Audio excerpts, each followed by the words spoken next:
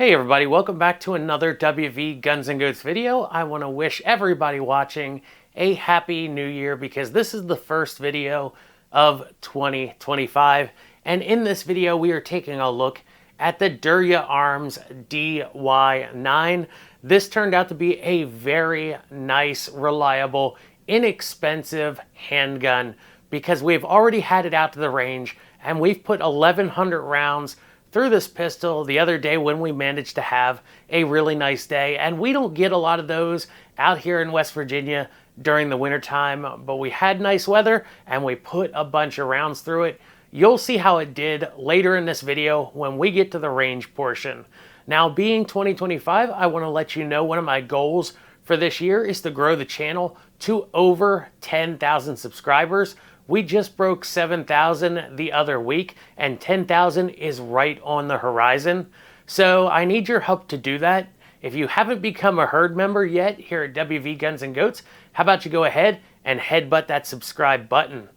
Now, this pistol is currently made in Turkey.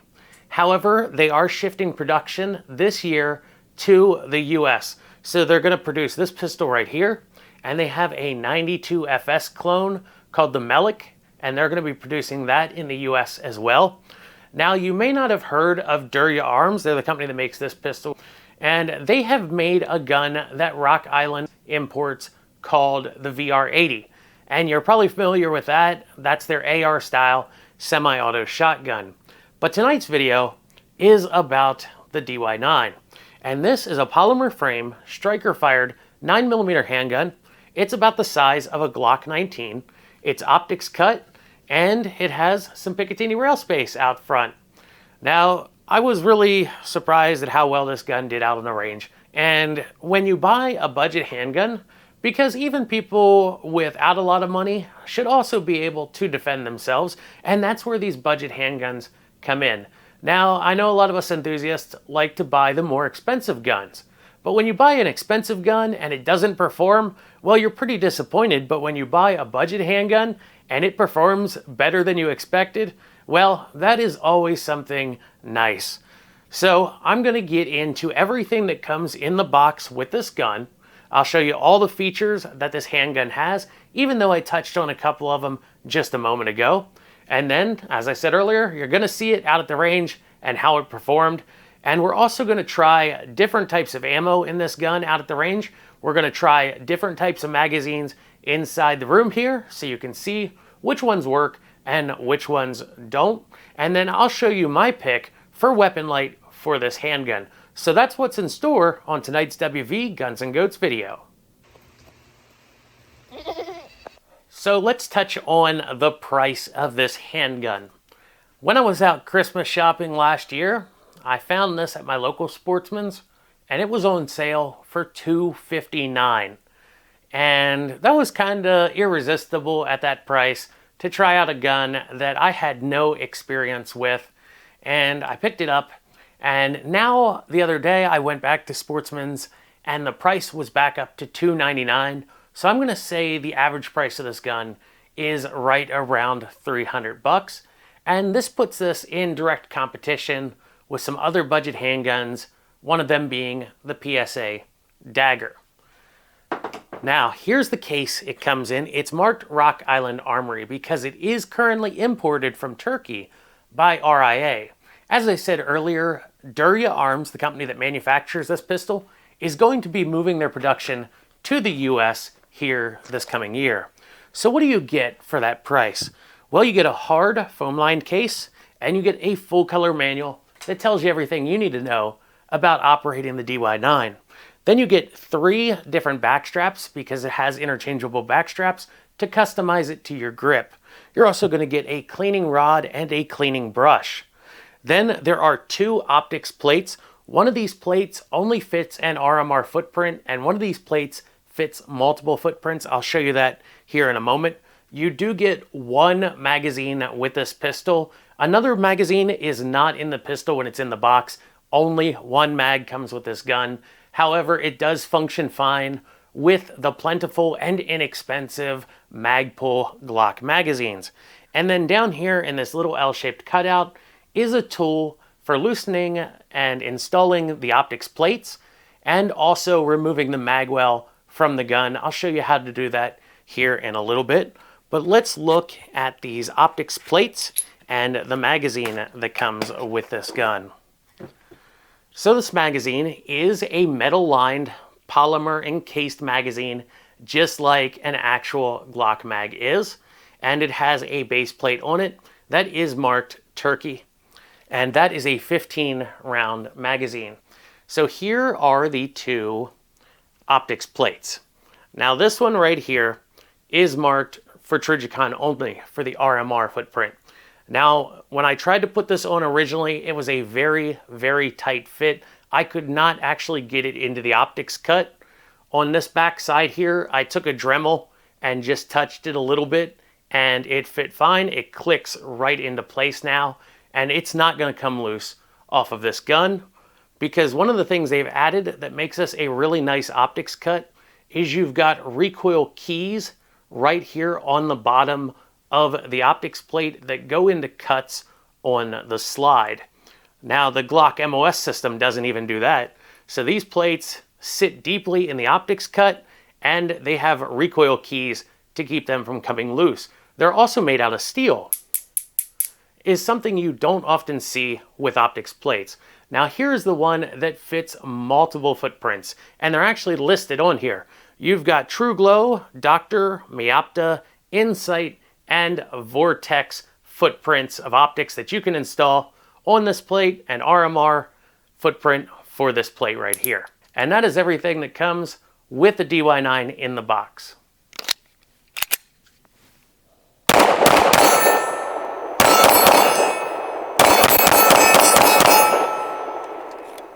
So let's look at the features of the DY9 from top to bottom here. I already touched on a few of the basics, like this being a polymer framed, striker fired 9mm that takes Glock magazines, but this isn't just a straight Glock Gen 3 clone. It's got some Gen 4 parts in it. You'll see when I take the slide off of this. But let's start with top to bottom on this gun and look at the features. We've got a front red fiber optic sight, a rear dual green dot fiber optic sight as well. I believe those are made by True Glow for this pistol, and then we have our optics cover plate right here. This gun is unloaded and has been the whole time. Now those are our slide serrations. They make it very easy to grab on and rack the slide on this gun while not being overly aggressive. Now we don't have any controls on the right side of this gun. It is not fully ambidextrous. However, the mag release is swappable from left to right side. It is an aluminum mag release.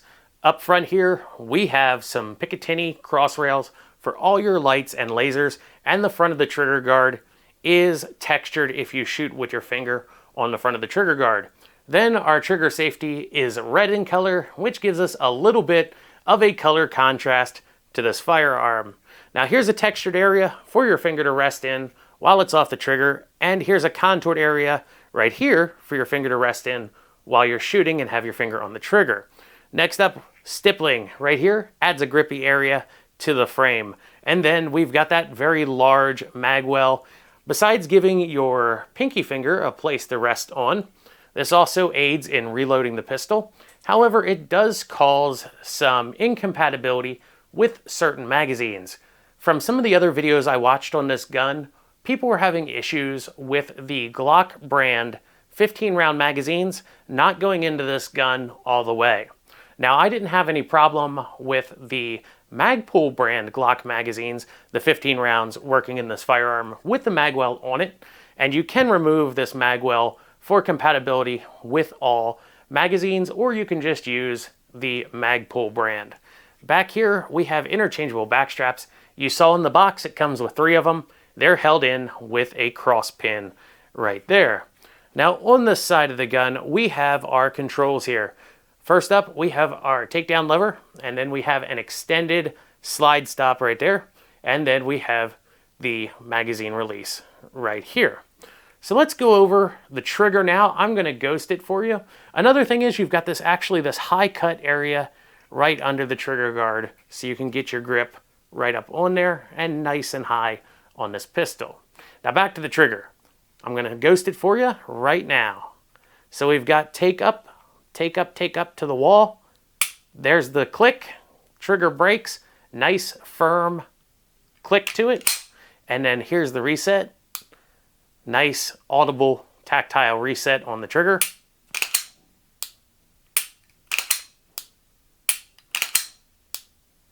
And then that's fully out.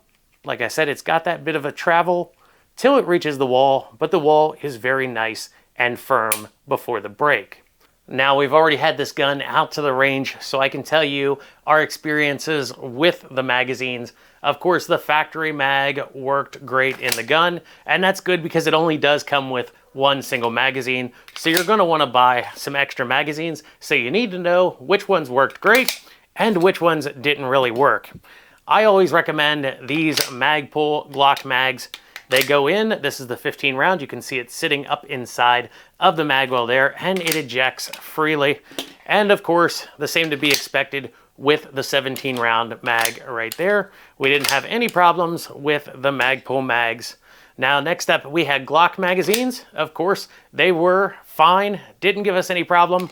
They are the original and the best if you can afford them, but you can usually get 2P mags for the price of one of these Glock magazines. Next, we had this RWB Korean mag. Now, this goes into the gun tightly. It has to be pushed all the way up in and pushed in until it clicks, and then when you release it, it does not come out of the gun freely. It feels a bit thicker than the other magazines, but it can be used in the gun, and it did cycle. Now, when we got to the extended magazines, this ETS one goes into the gun, fed fine, drops free. Didn't have any real issues with that one. And this RWB mag didn't really give us many issues. There was one time when it locked open on the second to last round, and it does have to be pulled out of the gun. It does not fall free. Now, Amend 2. I do not recommend these magazines at all. They're unreliable, and they developed an issue where it was falling out of the gun with every shot. And even on other firearms that take Glock mags, these have been unreliable. Do not buy the Amend 2 magazines. If you're going to spend your money on magazines, get either the Glock mags here or the P mags. I've heard people have used KCI Korean mags in this gun without a problem, but you can usually find these Magpuls a lot more readily than you can any other type of magazine. Sometimes you even find these more available than the Glock factory mags. So just stick with those in the gun and you'll be fine. Now, if you're looking for a weapon light for the DY9, something that's a TLR 7 sized, like this nightstick right here, fits this gun perfectly. It doesn't really stick out much further than the front of the gun. It's like it was made for this size handgun, and then you can easily reach the activation triggers on the light. Now, I'll show you where this differs from a Glock Gen 3, but we have to take it apart first, and it comes apart like any other Glock pistol does. Drop the mag, make sure it's unloaded because you have to pull the trigger to drop the striker. Next, you can grab the gun like so, pull down on the takedown lever, and slide the slide and frame apart faster than an ATF agent can do it. Now, I've got a Gen 3 clone right here. This is the Kiger 9C by Anderson. You can see the smaller Gen 3 recoil spring assembly and the larger Gen 4 and above recoil spring assembly on the DY9. But having that larger recoil spring assembly means it also has more metal up front at the front of the slide to reinforce it. Now, Derya Arms has said that there is a mix of Gen 4 and Gen 3 parts in this gun. However, I don't have an exact count of what generation each part is. To take the gun fully apart, just push forwards on the recoil spring assembly. You can remove it, and then you can lift the barrel out of the slide, just like any other standard Glock firearm. Now you can insert the recoil spring again, and then push forwards on it and down, and it's going to drop into a step on the locking block there. Next up, I have found I have to push the trigger forwards on this gun before I put the slide back onto it. Just line your slide rails up there and Rack the slide, the gun is back together and ready to go, and we're gonna take it out to the range. So here's the selection of ammunition that we are using in the gun tonight for the range portion of this video. I have about 1,000 rounds here of ammunition to run through this gun in one setting and see if it holds up. We've got a 500 round case of Blazer. We've got some Arms Core. We've got BPS, that's Turkish ammo for a Turkish gun. We've got Max Tech. We've got Arms Core hollow points. We even got Federal HST hollow points. And then we've got a different selection of grain weights from the 115s all the way up to the 150 grain Syntech. All right, so we are out here with the DY9 and we have not put any rounds through it besides what was test fired at the factory, but we're gonna go and see how many rounds we can put through it before we run out of daylight tonight. I've got all that ammo I showed you before this, so let's get to it. CCI Blazer loaded in here.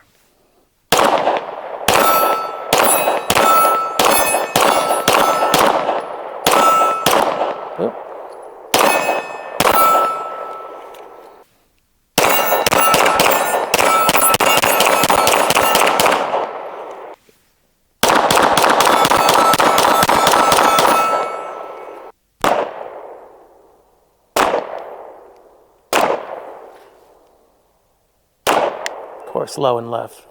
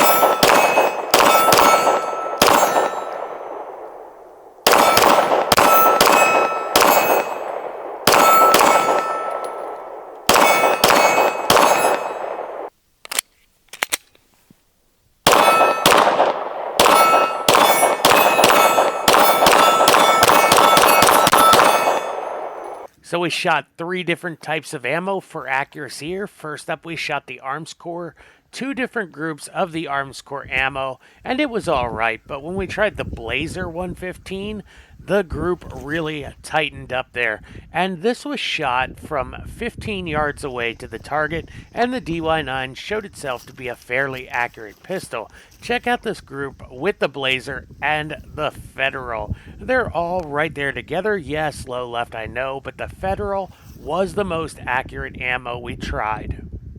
Well, let's try some different ammo to see if it functions. We were shooting the CCI before. We got some Remington UMC.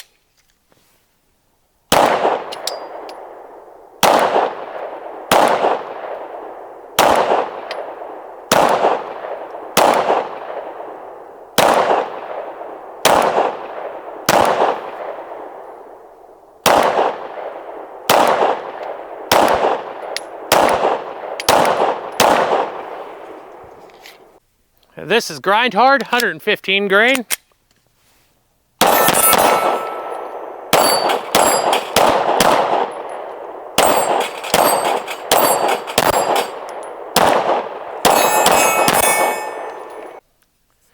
Now we got some Federal jacketed hollow points here. Fed it fine.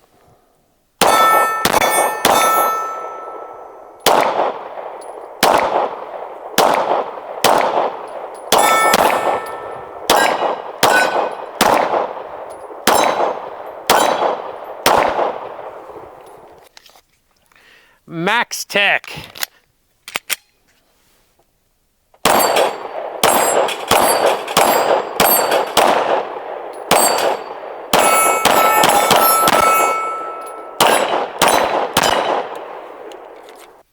This is Federal HST. This is a pretty expensive mag if you know how much that stuff costs, but we're going to test it out for you guys watching.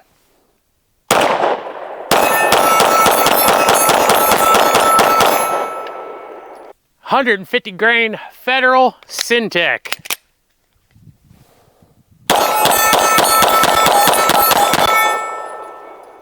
Got the Range Dynamics ammo.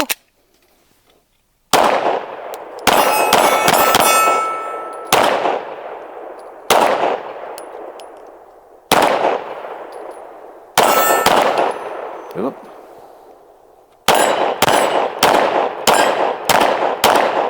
Let's try that Range Dynamics ammo again.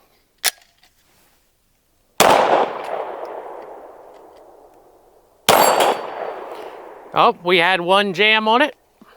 A failure to extract. There's the empty case. So that's one issue.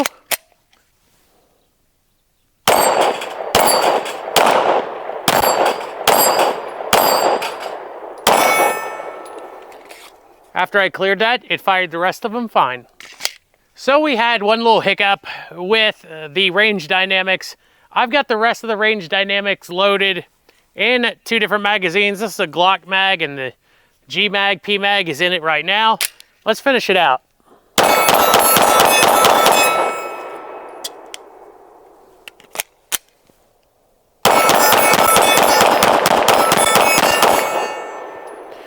We had one failure there.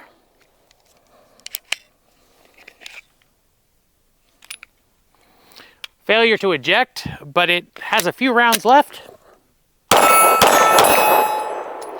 My optics plate does need to be tightened down, so just keep an eye on that when you're shooting. Well, I've got some Armscore 115 grain right here. We'll see how it works.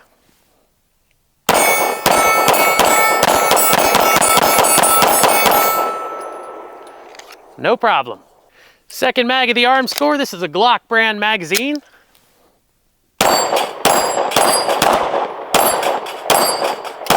Whoop.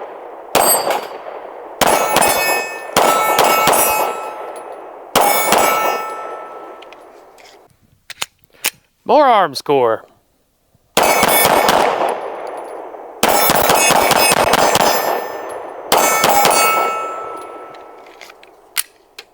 All right, I got some of those stretched 10, 15 round mags right here. This is the RWB. Let's see if it works. Now, I think when you've got an extended mag, you're supposed to shoot like this, right? It's kind of how the extended mag gets shot. But that seems to work so much better. Up. Another one of these RWB mags. This is loaded with the Blazer. Those other ones were also loaded with the Blazer 9mm ammo.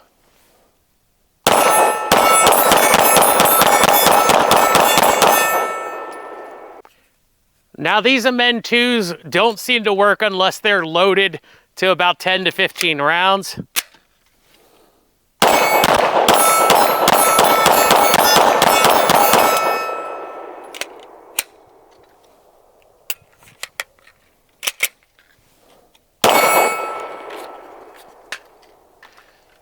Mag kind of came out a little bit, but I might have hit the release there. I got the ETS extended mag right here.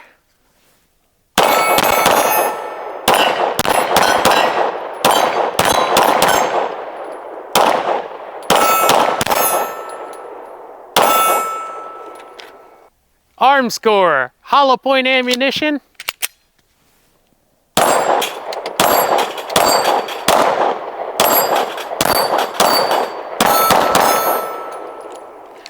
No problems with the Armscore hollow point.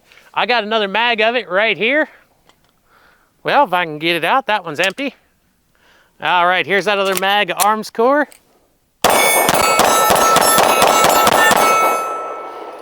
All right, this gun is getting pretty hot to the touch, but we're running it fairly hard tonight. Fed all those Armscore hollow points without an issue.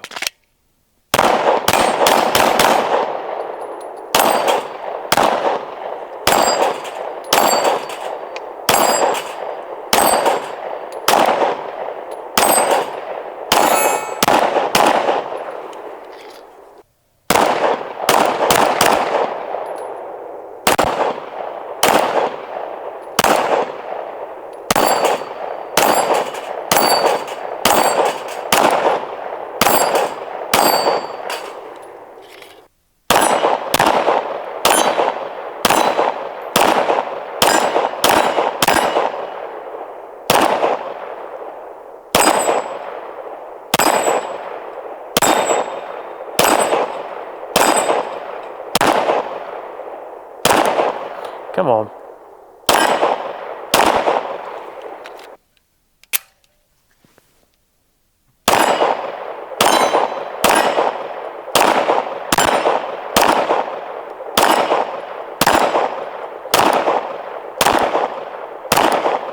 Up. The MN2 fell out of the gun again.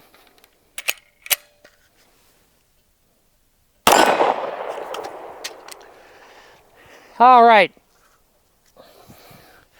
MN2 mag isn't doing very good, but it didn't do very good in some of the other guns we've tried it in.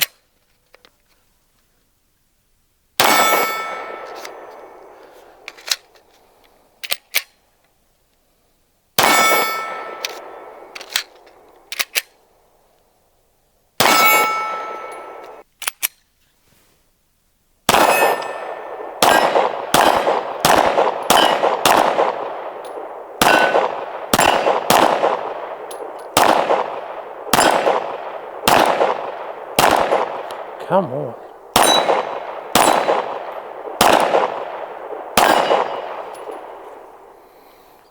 I locked open. I just locked open on the last, second to last round. It locked open on it.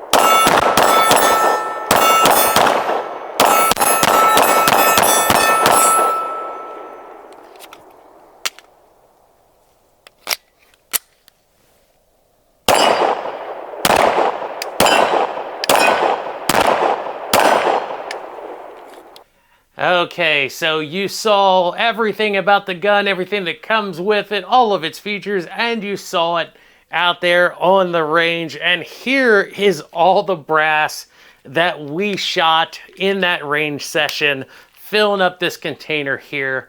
Turned out we shot 1,100 rounds of ammunition out there on the range, and we only had a few stoppages. You saw them in the video there, but none of the stoppages were related to the firearm itself.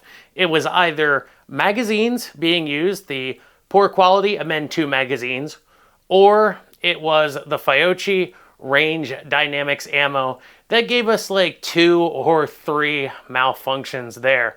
Otherwise, the gun ate everything we fed it, from jacketed hollow points to full metal jacket range ammo, all different types, Federal, Max Tech, Blazer, Arms Corps, etc. Whatever we fed this gun, it ate it up and asked for more. And all we did was take it out of the box. We did oil it before we hit the range with it, but you saw it there go through a ton of rounds in one sitting. That gun was getting hot to the touch. We actually had to put it down before we could actually touch the slide during that shooting from time to time.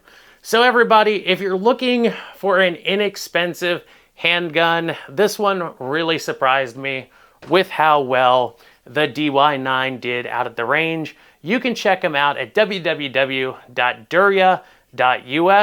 or at Rock Island Armory's website as well.